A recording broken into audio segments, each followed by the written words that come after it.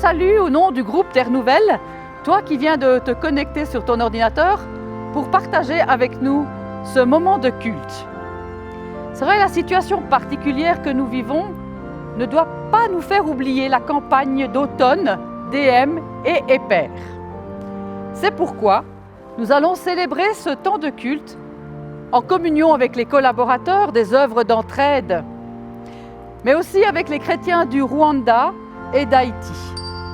Ce sont deux pays choisis pour des projets de développement en 2020. Et c'est aussi avec reconnaissance que je salue la présence d'Alain Fildus. Il nous apporte son expérience de DM, mais aussi son savoir-faire technique dans l'enregistrement de ce culte. Alors suis-moi. Cette année 2020 verra s'achever la collaboration entre DM et EPER. Et c'est donc la dernière fois que nous vivrons cette campagne sous la forme que nous la connaissons et sous le thème de Sillon d'espoir.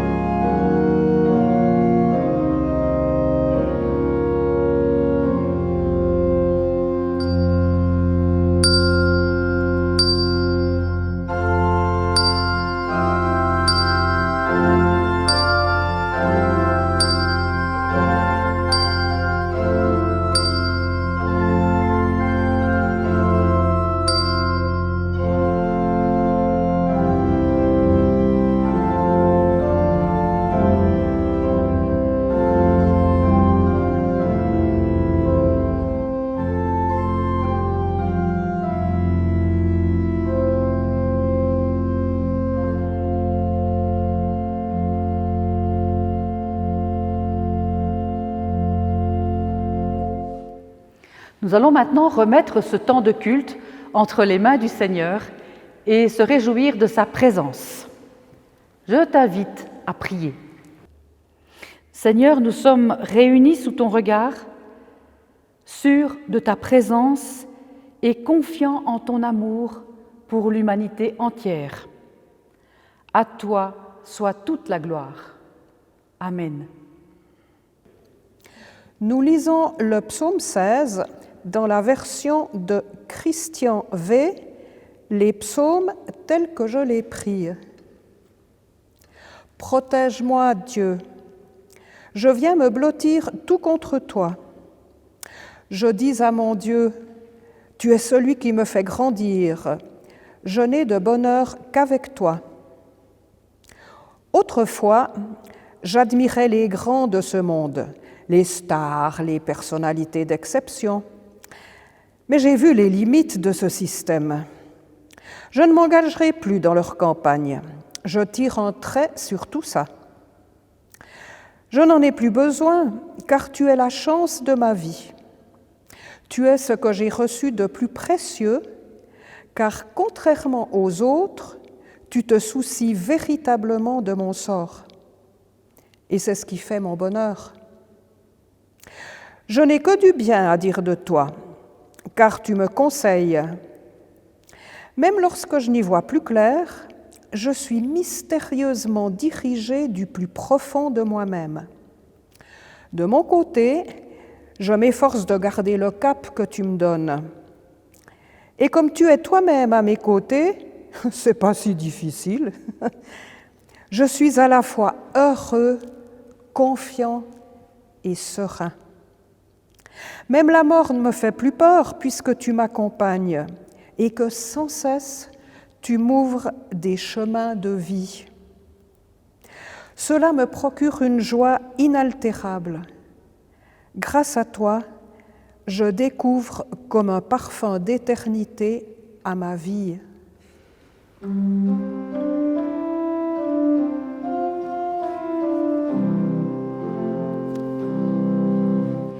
Pour que le jour qui se lève soit plus beau, pour que le ciel de nos rêves soit plus chaud, et pour que la joie qui chante soit toujours dans notre vie.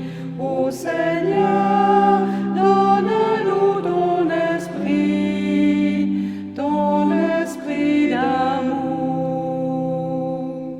pour que ton cœur brûle en nous comme un grand feu, pour que l'espoir illumine enfin nos yeux,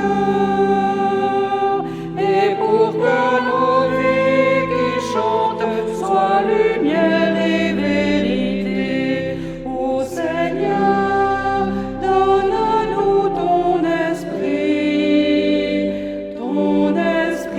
d'amour.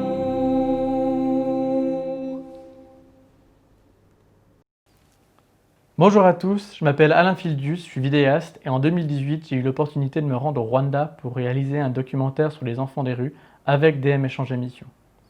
Dans le cadre de la campagne Sillon d'Espoir, j'ai été invité pour vous en parler. J'aurais dû être accompagné de Jean-Pierre Naganda, un éducateur du Centre presbytérien d'amour des jeunes, autrement dit le CEPAGE, qui est un centre de l'église presbytérienne rwandaise. Malheureusement, avec le Covid, il n'a pas pu être là. L'église presbytérienne rwandaise et la campagne Sillon d'Espoir ont pour but cette année d'améliorer la qualité de l'éducation, de renforcer les compétences du corps enseignant et d'accompagner les enfants des rues dans leur réinsertion scolaire, professionnelle et sociale. C'est sur ce dernier point que portait mon documentaire réalisé en 2018 et je vous invite à en regarder le début.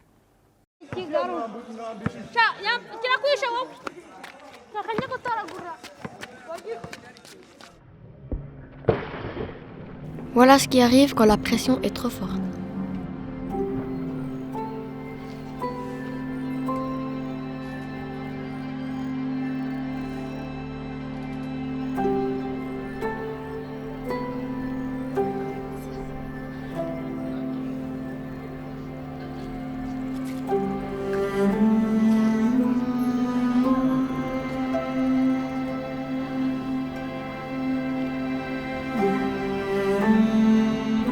On est des enfants des rues. Nous ne sommes pas orphelins, mais la pression à la maison et les problèmes avec nos parents étaient trop grands.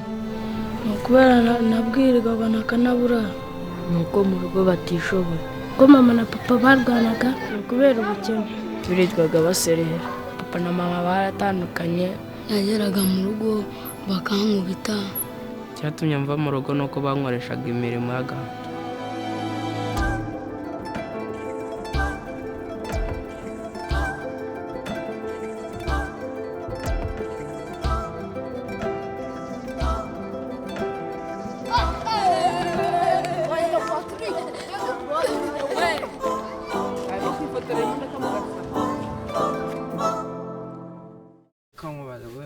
Papa wawe na mama wawe ugira Ndabagira mwese kubera icyo wajyaga kuba ahandi kandi ufite papa wawe na mama wawe kuko mama yinyweraga inzoga kandi atabana na papa. Mbaho gutyo noneho uwo mugabo anumye inkoni bafashe umupira w'imbeho nkurenza mu idirishya itanikomereza njya mu muhanda ngenda mutwaye nawe telefone.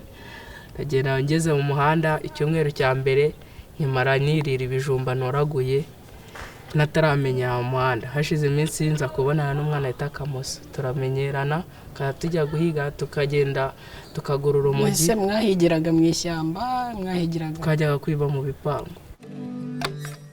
Un jour, un homme est venu dans la rue nous parler d'un centre pour les enfants des rues, des enfants comme nous. Il nous a amadoués avec un ballon de foot. Au début, nous étions méfiants.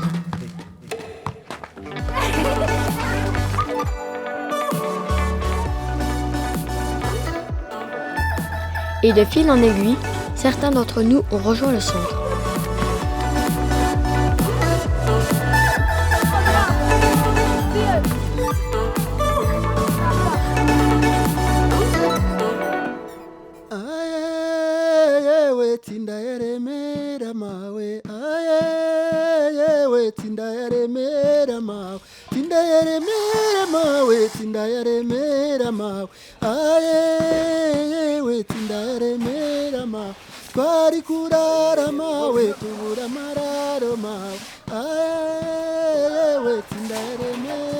Quand je vivais dans la rue, le matin, la première chose que je devais faire était de chercher à manger.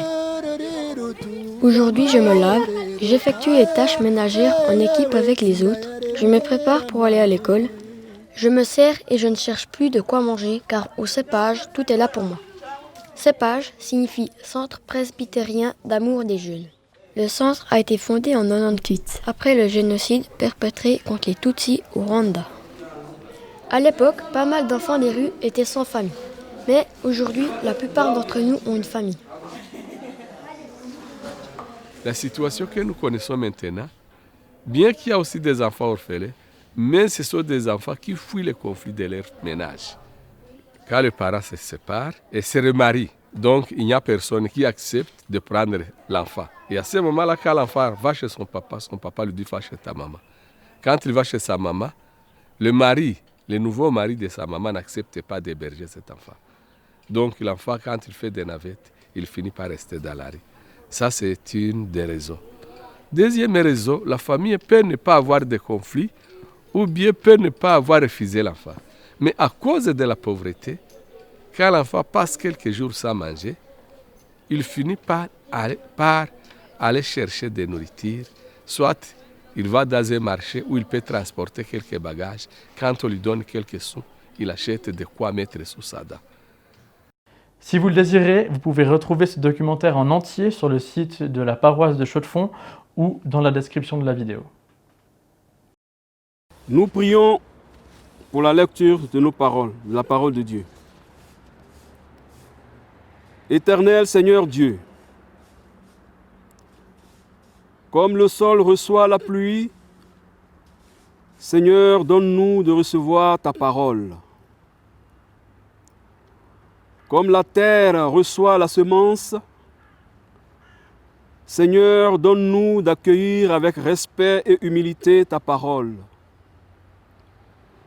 comme une nourriture vivifiante.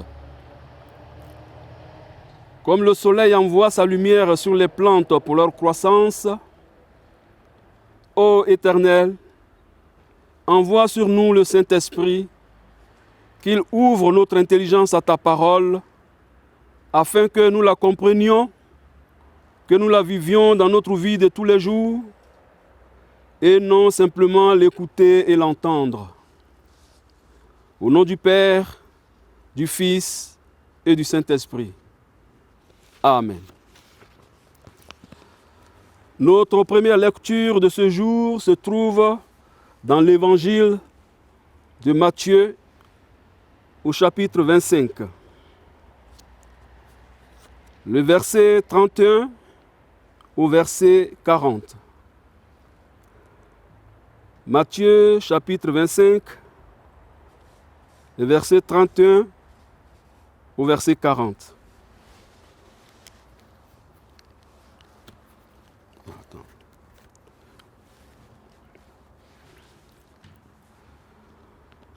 Lorsque le Fils de l'homme viendra dans sa gloire avec tous les anges, il s'assiera sur le trône de sa gloire. Toutes les nations seront assemblées devant lui. Il séparera les uns d'avec les autres, comme le berger sépare les brebis d'avec les boucs. Et il mettra les brebis à sa droite et les boucs à sa gauche. Alors le roi dira à ceux qui seront à sa droite, « Venez, vous qui êtes bénis de mon Père, prenez possession du royaume qui vous a été préparé dès la fondation du monde. Car j'ai eu faim et vous m'avez donné à manger. J'ai eu soif et vous m'avez donné à boire. J'étais étranger et vous m'avez recueilli. J'étais nu et vous m'avez vêtu. J'étais malade et vous m'avez rendu visite. J'étais en prison et vous êtes venus vers moi. Les justes lui répondront: Seigneur, quand avons-nous vu avoir faim et t'avons-nous donné à manger? Ou avoir soif et t'avons-nous donné à boire? Quand avons-nous vu étranger et t'avons-nous recueilli? Ou nu et t'avons-nous vêtu? Quand avons-nous vu malade ou en prison et sommes-nous allés vers toi? Et le roi leur répondra: Je vous le dis en vérité, toutes les fois que vous avez fait ces choses à l'un de ses plus petits frères, c'est à moi que vous les avez faites. Notre deuxième lecture se trouve dans 1 Corinthiens chapitre 13, versets 1 à 3.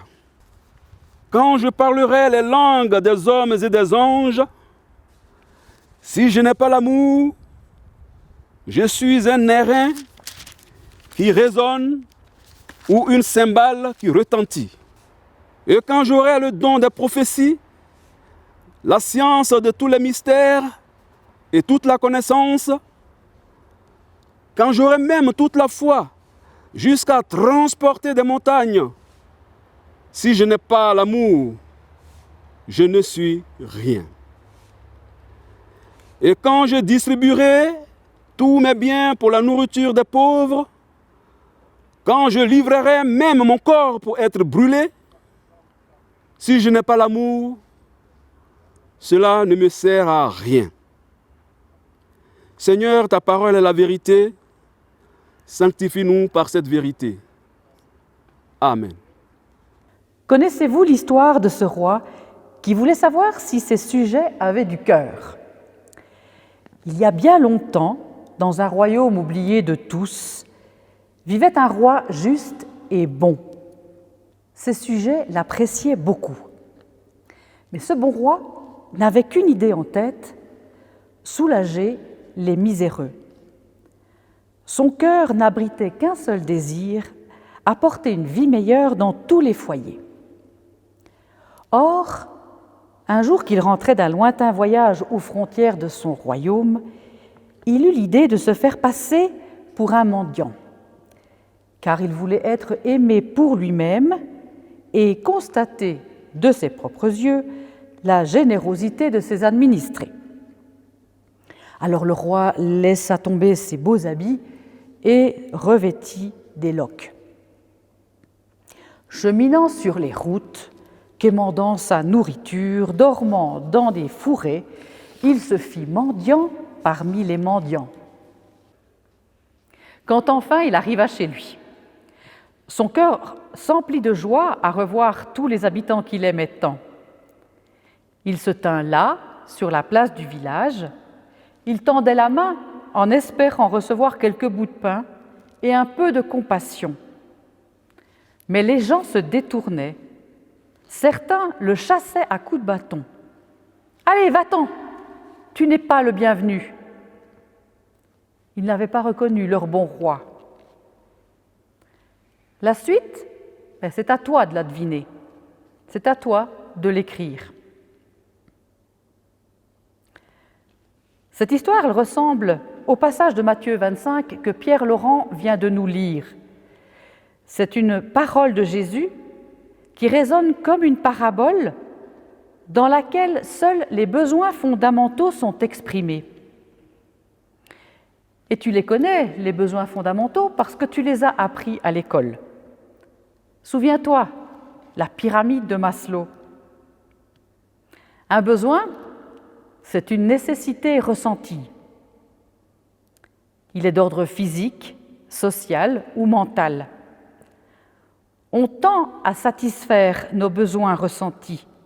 Et si ce n'est pas le cas, le manque s'exprime à travers des sensations, comme la faim exprime le besoin de manger ou la peur exprime un besoin de sécurité. Satisfaire aux besoins fondamentaux est une nécessité, et Jésus le sait plus que personne. Si ce n'est pas le cas, ça bloque le processus de vie ou de développement de l'individu représenté par ses besoins sociaux et psychiques. Et si tu as bien écouté ce que nous lisait tout à l'heure Pierre Laurent, Paul, dans l'Épître aux Corinthiens, va encore plus loin. Je pourrais donner tous mes biens aux pauvres, satisfaire tous leurs besoins. Si je n'ai pas l'amour, cela ne sert à rien. Tu peux pratiquer l'aumône, la charité. Si elle n'est pas fondée sur l'amour, ça signifie que tu le fais par intérêt ou par satisfaction personnelle, pire encore par vanité. Or, ce n'est pas de cet amour-là dont parle la parole de Dieu. La campagne d'automne, elle met en lumière des situations difficiles vécues par ces enfants du Rwanda qui sont recueillis au CPAJ. Ils sont bien trop tôt jetés dans la rue, ces enfants-là, avec toutes les peurs que tu peux imaginer. Même si cela se passe loin de chez nous, cela ne nous concerne-t-il pas pour autant ?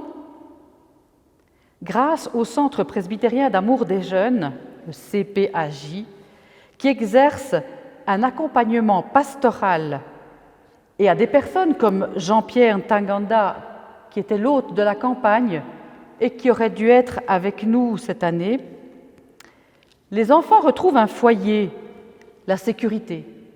Ils vont à l'école, ils mangent à leur faim, bref, leurs besoins vitaux sont satisfaits. Actuellement, nous vivons une période tragique au niveau social, économique et politique, de telle manière que la vie, qui est un don sacré de Dieu, la vie elle-même est menacée. Seuls les nantis auraient-ils le droit à une vie convenable et digne ? Dieu lui-même s'identifie aux oubliés. Il nous interpelle de toujours prendre soin des plus fragiles pour qu'ils retrouvent leur place et leur dignité d'êtres humains, car c'est son nom qui est mis en cause quand nous n'agissons pas selon sa volonté. Oui, c'est en se rangeant du côté des personnes souffrantes, des abandonnés, que l'Église saura opter pour la promotion et l'amélioration des conditions de vie. C'est l'héritage d'amour reçu du Seigneur, qui est toujours à recevoir et toujours à donner. Alors n'oublie pas, s'il nous arrive, à toi comme à moi, un jour de mépriser notre prochain, posons-nous la question de reconnaître qui nous avons en face de nous. C'est peut-être Jésus lui-même.